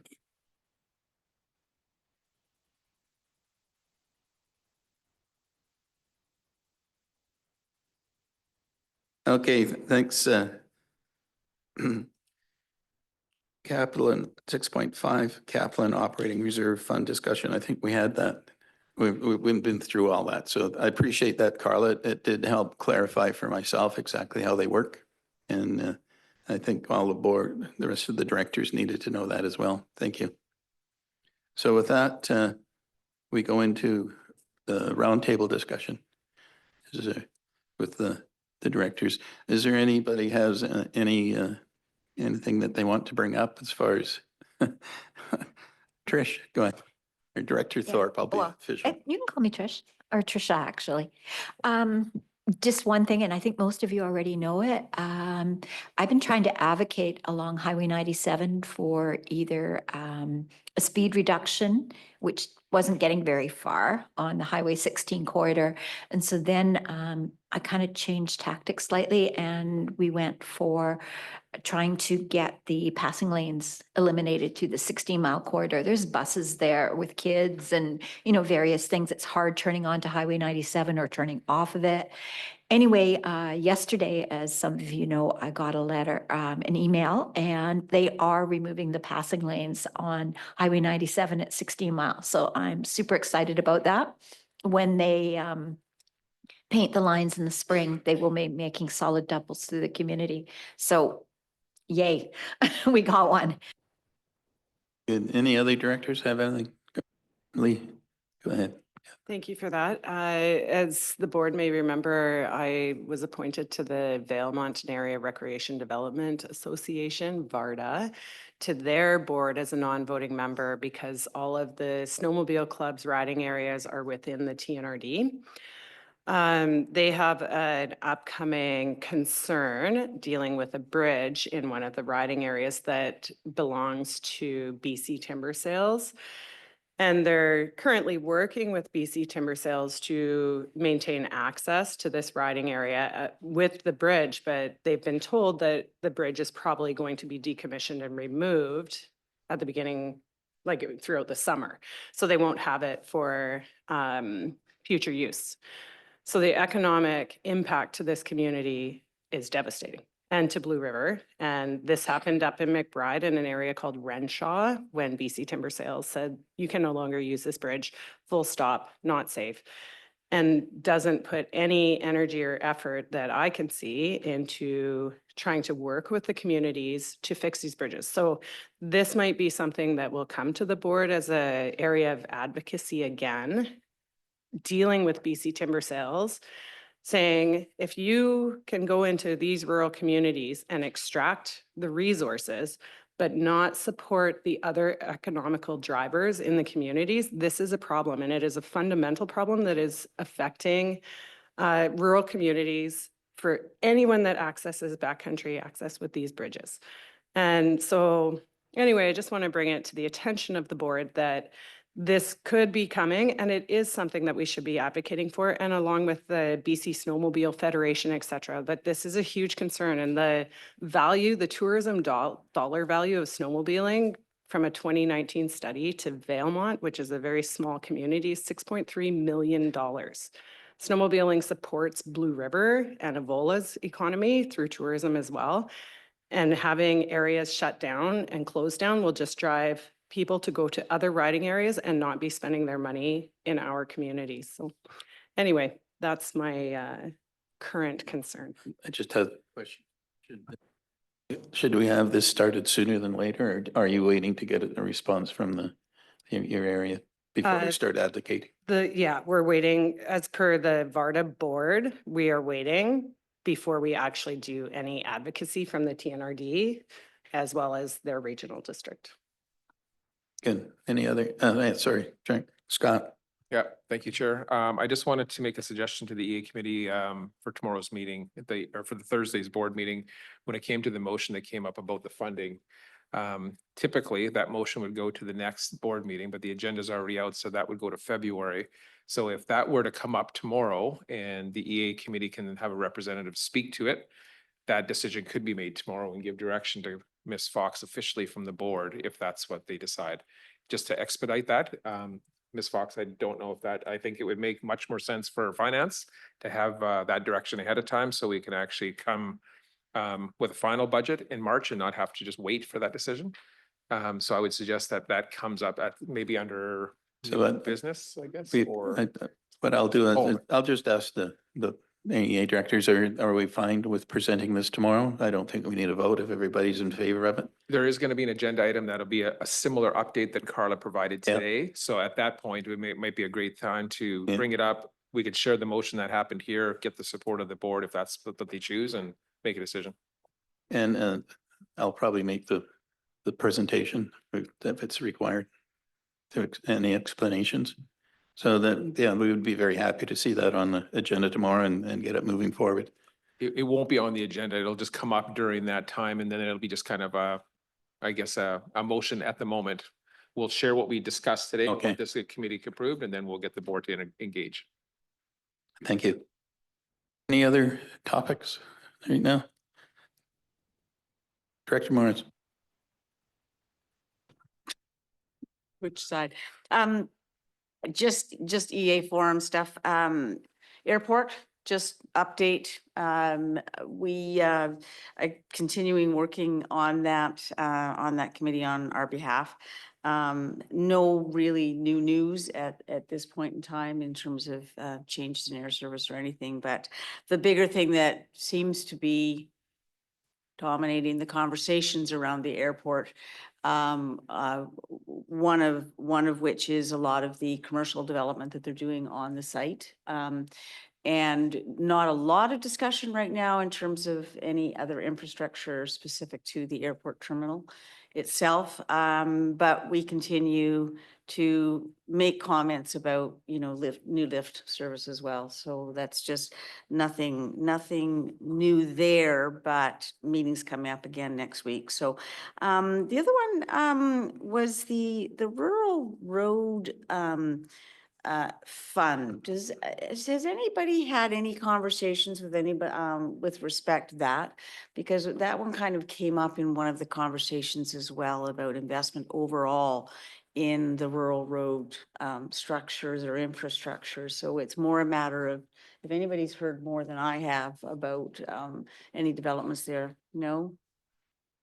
Anybody heard anything about that particular group? Nothing, no. Yeah, okay. Thank you.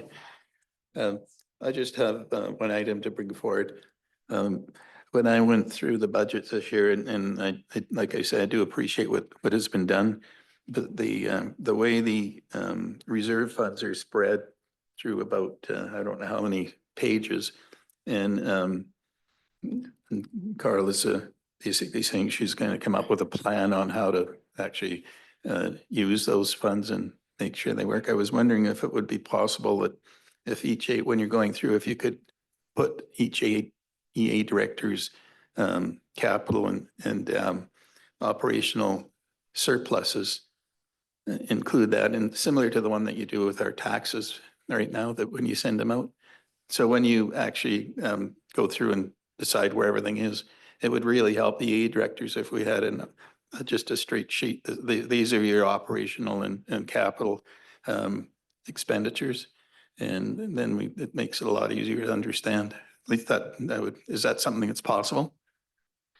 Thank you, Chair, through to the committee. There is a surplus schedule in there per service right now.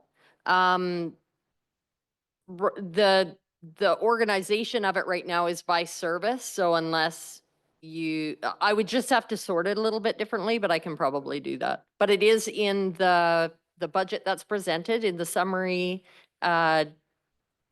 the department detail at the end of that is the surplus information for all of them. So if you want to go there now until I can get you the next rendition, where I'll sort it by area. I went through that, and it is, all the information is there, but it took, I don't know how long it took me to go through and look at all the EA directors and the reserves they had and how they tied in with the rest of the, like, for instance, the reserve I have are different than each EA director has other reserve funds that are different. So it would really help if we had it done that way. I really appreciate that. Thank you. Okay, and just to make sure it's very clear, the surpluses that each of your areas generates will not translate to the reserve schedule. They're two separate things, so just remember that piece. Yeah, yeah. Yes, Scott. Thank you, Chair. I just have one other clarification from my mind. Maybe everybody else is clear on this one, but I just want to make sure we're on the same page. So I know we had a direct board motion last time to go and look at reserves, which Carla explained very well today, and I think we're all on the same page. And then there was a few spreadsheets that Director Grenier had put forward to yourself and me and wanted that somehow communicated. And that's when I asked just to wait until we had this discussion. So I just want to make sure we're on the same page that when we first presented budget at nearly 8%, we're now less than 6%. We have now made the decision to use that $989,000 and hopefully that'll be approved by the board. Is there any other expectations over and above that? I don't think there is, but I just want to make sure that we didn't follow through with that $450,000 that Director Grenier brought up because we found other alternative ways to lower the budget and now have added another step to that. So I just want to make sure we're all on the same page so that's not confusing or inaccurate tomorrow. I think with the decision we made today, and when the budget is presented, those numbers that Director Grenier's laid out, that they are going to change. So that particular spreadsheet is not current anymore after our decisions today. Yeah, okay, great. Because it's always best for CFO Fox to be generating the numbers because the spreadsheets that I seen were a PDF that we couldn't tell where they were coming from or any of the details. So this is much better, the conversation we had, and I think it makes sense going forward. Just wanted to make sure we're on the same page. No, I understand that after the decisions today, the numbers will be different. Yeah, totally. And that I think to the benefit of everybody. Thank you. Thank you. That's great. Any other board members have anything to, no, Director Houghton. Actually, I'm going to fire this one at Director Morris and the committee. On these committees that we're going to be setting up tomorrow, why is the Airport Advisory Committee's position with the TNRD not a voting position?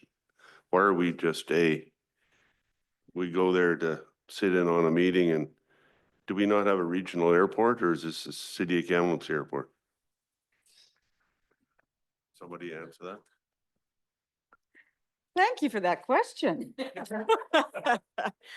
Yeah, one does get a little tired of sitting in on lengthy committee meetings and not have a vote, but we do have an opportunity to make comment at the end.